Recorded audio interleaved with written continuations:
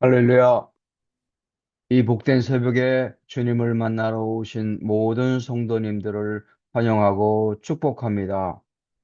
다 같이 우리 주님께서 가르쳐 주신 기도를 드리겠습니다. 하늘에 계신 우리 아버지, 아버지의 이름을 거룩하게 하시며 아버지의 나라가 오게 하시며 아버지의 뜻이 하늘에서와 같이 땅에서도 이루어지게 하소서. 오늘 우리에게 일용할 양식을 주시고 우리가 우리에게 잘못한 사람을 용서하여 준 것 같이 우리 죄를 용서하여 주시고 우리를 시험에 빠지지 않게 하시고 악에서 구하소서. 나라와 권능과 영광이 영원히 아버지의 것입니다. 아멘. 아멘. 하나님 아버지, 우리 마음속에 남아있는 상처와 말 못할 우리의 속마음을 아시고 상한 마음을 싸매시고 회복시켜 주시니 감사합니다. 우리의 입술이 하나님을 찬양하는 노래로 가득하게 하시고 우리의 삶이 하나님께 영광이 되게 하여 주시옵소서. 예수님 이름으로 기도드립니다. 아멘. 시간 다 같이 찬송가 586장 찬송하겠습니다.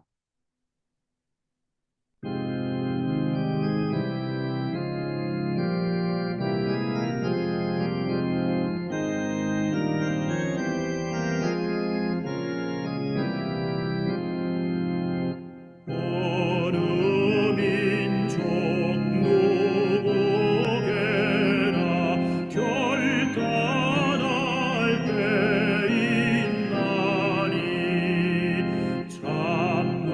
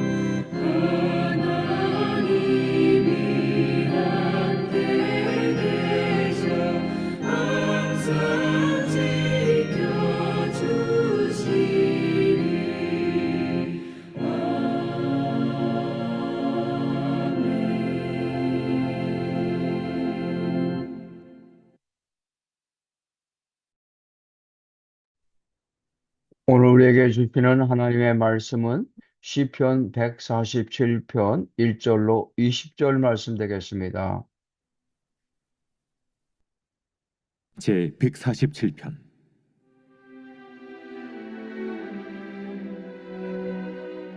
할렐루야. 우리 하나님을 찬양하는 일이 선함이요 찬송하는 일이 아름답고 마땅하도다. 여호와께서 예루살렘을 세우시며 이스라엘의 흩어진 자들을 모으시며 상심한 자들을 고치시며 그들의 상처를 싸매시는도다. 그가 별들의 수요를 세시고 그것들을 다 이름대로 부르시는도다. 우리 주는 위대하시며 능력이 많으시며 그의 지혜가 무궁하시도다. 여호와께서 겸손한 자들은 붙드시고 악인들은 땅에 엎드려 들으시는도다. 감사함으로 여호와께 노래하며 수금으로 하나님께 찬양할지어다. 그가 구름으로 하늘을 덮으시며 땅을 위하여 비를 준비하시며 산에 풀이 자라게 하시며 들짐승과 우는 까마귀 새끼에게 먹을 것을 주시는도다. 여호와는 말의 힘이 세다 하여 기뻐하지 아니하시며 사람의 다리가 억세다 하여 기뻐하지 아니하시고 여호와는 자기를 경외하는 자들과 그의 인자하심을 바라는 자들을 기뻐하시는도다. 예루살렘아, 여호와를 찬송할지어다. 시온아, 내 하나님을 찬양할지어다. 그가 내 문빗장을 견고히 하시고 내 가운데에 있는 너의 자녀들에게 복을 주셨으며 내 경내를 평안하게 하시고 아름다운 밀로 너를 배불리시며 그의 명령을 땅에 보내시니 그의 말씀이 속히 달리는도다. 눈을 양털같이 내리시며 서리를 재같이 흩으시며 우박을 떡 부스러기같이 뿌리시나니 누가 능히 그의 추위를 감당하리요. 그의 말씀을 보내사 그것들을 녹이시고 바람을 불게 하신즉 물이 흐르는도다. 그가 그의 말씀을 야곱에게 보이시며 그의 율례와 규례를 이스라엘에게 보이시는도다. 그는 어느 민족에게도 이와 같이 행하지 아니하셨나니 그들은 그의 법도를 알지 못하였도다. 할렐루야. 아멘. 인간의 뇌는 구조적으로 부정적인 것에 더 민감하게 작동합니다. 그래서 한 번의 상처가 여러 번의 위로보다 훨씬 더 오래 기억이 됩니다. 한 번의 실패는 여러 번의 성공보다 더 강하게 영향을 미칩니다. 그래서 한 번의 부정적인 감정은 훨씬 더 많은 여러 번의 긍정적인 감정과 같은 영향력을 갖습니다. 따라서 심리적으로 균형을 이루기 위해서는 부정적인 것보다 훨씬 더 많은 긍정적인 것들이 필요하게 됩니다. 그런데 여기서 비교는 경험의 시간이나 강도가 아닌 경험의 횟수입니다. 얼마나 큰 슬픔이나 분노나 불안의 경험이 얼마나 오랫동안 지속되었는가 보다는 작은 기쁨이라도 얼마나 자주 경험하게 되는가에 따라 심리적인 건강 상태를 유지할 수 있게 됩니다. 그럼에도 우리의 인생에는 기쁨보다 슬픔이 훨씬 더 크게 느껴지는 때가 있습니다. 기도해도 응답이 안 되는 것처럼 느껴질 때도 있습니다. 마음의 상처는 좀처럼 아물지 않는 때도 있습니다. 그런 상황에 처한 사람들을 향해 시편 147편은 이렇게 선포합니다. 1절 말씀에 할렐루야! 우리 하나님을 찬양한 일이 선하며 찬송하는 일이 아름답고 마땅하도다. 여기서 중요한 것은 기쁘기 때문에 찬송한다가 아니라 찬송하는 것이 마땅하다는 선언입니다. 인지 심리학에서는 생각이 감정을 만들고 감정이 행동을 일으킨다 주장하지만 시편의 말씀은 감정의 출발점이 아니라 하나님과의 관계와 신뢰가 출발점이 된다는 것입니다. 찬양은 모든 문제가 해결된 뒤 찬양하고 싶은 감정이 생겨나서 드리는 노래가 아니라 아직도 여전히 상처와 눈물 속에 있을지라도 하나님을 바라보게 되면 마땅히 들을 수밖에 없는 그런 믿음의 고백인 것입니다. 시편 147편은 인생에서 슬픔의 양을 줄이라고 말하지 않습니다. 오히려 슬픔을 품고서도 하나님을 찬양하면서 하나님을 더 크게 신뢰하라고 말하고 있습니다. 그렇다면 하나님을 찬양하면서 신뢰해야 하는 이유가 무엇일까요? 2절, 3절 말씀에서 그 이유를 찾을 수 있습니다. 여호와께서 예루살렘을 세우시며 이스라엘에 흩어진 자들을 모으시며 상심한 자들을 고치시며 그들의 상처를 싸매시는도다. 하나님의 관심은 힘있고 잘난 사람들보다는 상처 입은 영혼, 무너진 마음, 지친 삶을 먼저 바라보십니다. 하나님은 상한 사람들에게 더 가까이 다가가십니다. 6절 말씀에 하나님은 겸손한 자들을 붙드시고 악인들은 땅에 엎드러뜨리십니다. 여기서 겸손은 약함이 아니라 하나님께 마음을 열어놓는 능력입니다. 그런데 상처 입은 자들은 하나님을 의지하면서 하나님께 마음을 열어놓게 됩니다. 그래서 하나님은 그런 자들을 바라보시고 그런 자들을 붙들어 주십니다. 하나님을 찬양하며 하나님을 신뢰해야 하는 두 번째 이유는 하나님은 자연과 역사를 다스리시는 창조주이시기 때문입니다.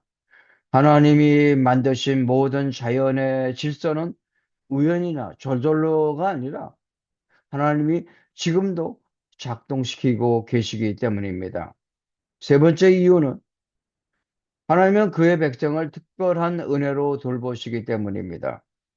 하나님은 성문의 빗장을 견고하게 하시고 자녀들에게 복을 주시고 평화를 주시고 경제적인 안정을 주시고 말씀을 주시고 하나님의 법도를 가르치십니다.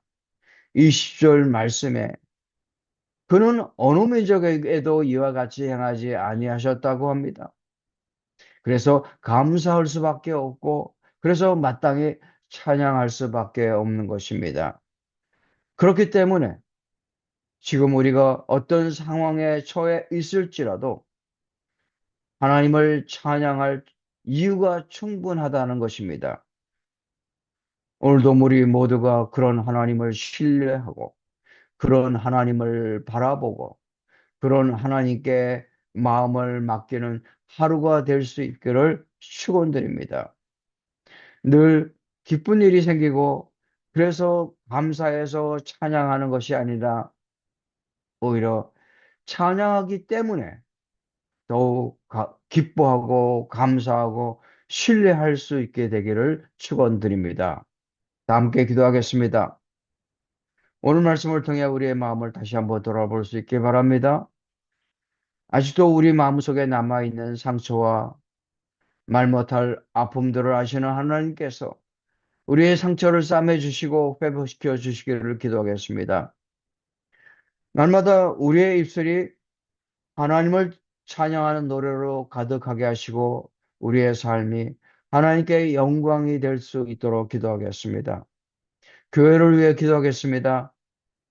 교회를 통해 말씀을 허락하여 주시고 교회를 통해 우리의 삶에 평안을 허락하여 주시고 교회를 통해 우리 삶의 경계를 지켜주시는 은혜가 온 교회를 통해 넘쳐날 수 있기를 기도하겠습니다. 교회를 통해 상한 심령들이 위로를 받고 치유를 받고 회복되는 교회 공동체가 될 수 있기를 기도하겠습니다. 마지막으로 환우들을 위해 기도하겠습니다. 병상에서 고통 중에 계신 환우들을 위해 기도하겠습니다. 주님의 피 묻은 손으로 그들의 아픈 부위를 만져주시고 치유의 광선을 비춰주셔서 온전히 치유되고 회복될 수 있기를 기도하겠습니다.